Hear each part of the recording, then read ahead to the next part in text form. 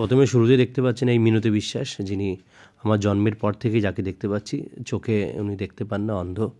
কিন্তু এই মানুষটি এত সুন্দর অবদান, আমার আজকে যতদিন পর্যন্ত বয়স, আমার যখন থেকে বুদ্ধিজ্ঞান হয়েছে তখন দেখছি এই মানুষটির জীবনে, মানে চোখে উনি দেখতে পান না ঠিকই, কিন্তু ওনার জীবনে অন্ধকার নেই, শুধু আলোই আলো। কেন আলোই আলো সেটা আপনাদের এই ভিডিওর মধ্যে দেখলে পরে আপনি বুঝতে পারবেন।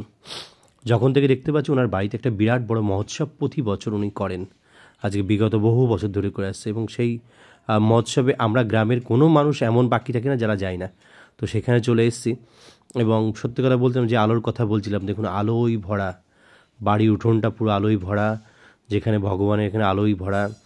উনি শুধু চোখেই দেখতে পান না, একটা সুন্দর মন্দিরও উনি বানিয়েছেন অনেক লোকের সহযোগিতায়, যে মন্দিরটা দেখতে পারলেন যেখানে। এবং এখানে নাম সংকীর্তন সম্পূর্ণভাবে চলছে।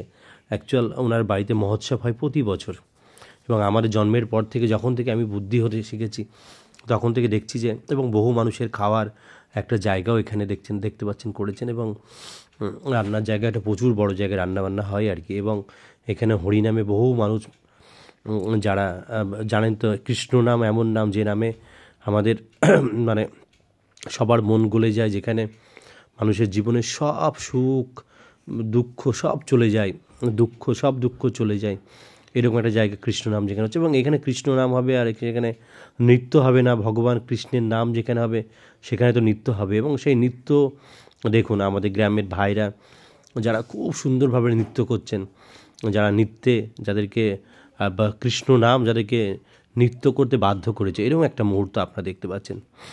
এবং সত্যি কথা বলতে এগুলো সত্যি ওনার বাড়িতে প্রত্যেক বছর, আমরা যখন থেকে বুদ্ধি হয়েছে তখন থেকে প্রতি বছর আমরা ওনার বাড়িতে যাই। মিনতি বিশ্বাস, যিনি জীবনে চোখে দেখতে পান না ঠিকই, কিন্তু সব থেকে বেশি সহযোগিতা উনি আমাদের পান, এবং সবার চোখ দিয়ে উনি দেখতে পান, এরকম একজন মানুষ। এবং মহোৎসব হয়, প্রচুর মানুষ যারা দিনে রাতে সবসময় ওখানে ভোজন করেন। সত্যি এটা কিন্তু একটা বিরাট বড় প্রাপ্তি বলতে পারেন।